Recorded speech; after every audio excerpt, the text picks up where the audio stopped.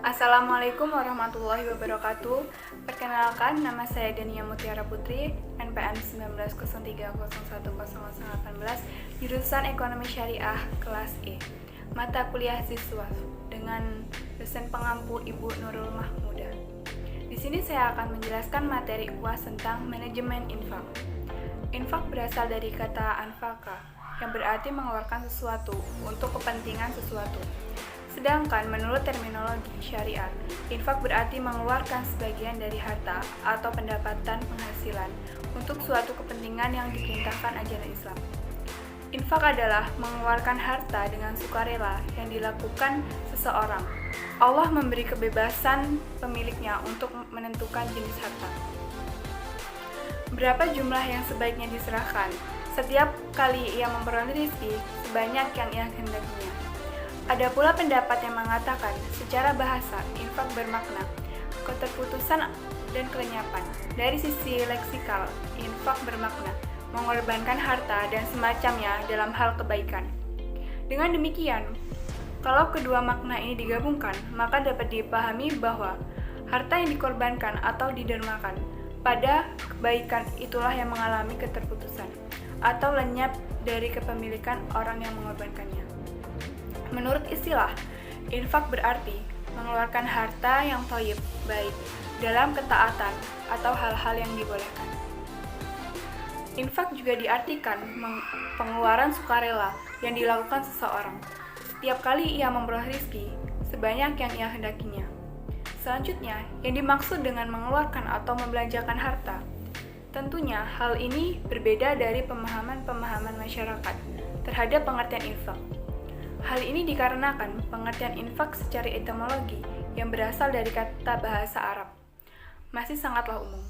Apa yang dimaksud mengeluarkan atau membelanjakan harta dalam hal keperluan diri sendiri atau untuk kepentingan umum? Yang pertama, membelanjakan harta dalam surat Al-Anfal ayat 63, yang artinya, walaupun kamu membelanjakan semua yang berada di bumi, niscaya kamu tidak dapat mempersatukan hati mereka. Oleh karena itu, infak dalam arti membelanjakan harta bukan untuk keperluan diri sendiri, akan tetapi untuk keperluan bersama. Yang kedua, memberi nafkah.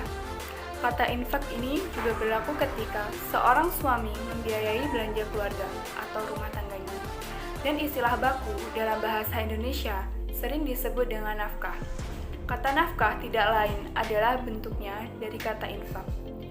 Dan hal ini juga disebutkan dalam Al-Quran Surat An-Nisa ayat 34, yang artinya, kaum laki-laki itu adalah pemimpin bagi kaum wanita. Oleh karena Allah telah melebihkan sebagian mereka atas sebagian yang lain, dan karena mereka telah menafkahkan sebagian dari harta mereka.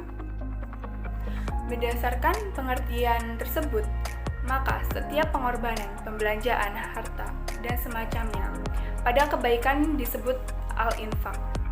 Dalam infak tidak ditetapkan bentuk dan waktunya. Demikian pula dengan besar atau kecil jumlahnya.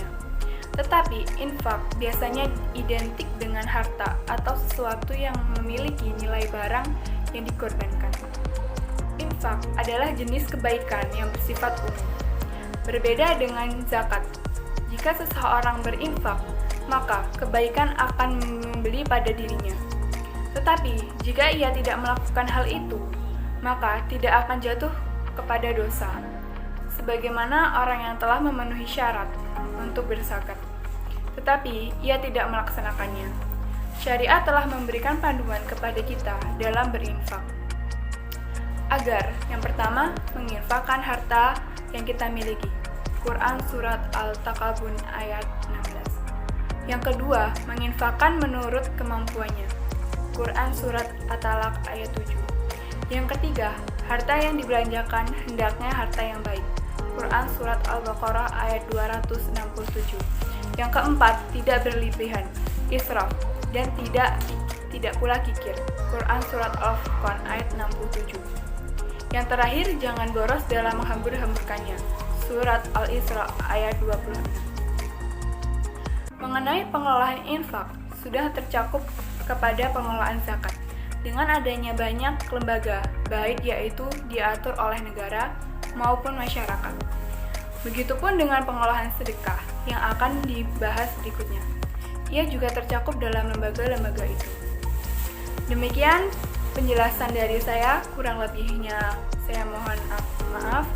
Semoga bermanfaat. Saya akhiri. Wassalamualaikum warahmatullahi wabarakatuh.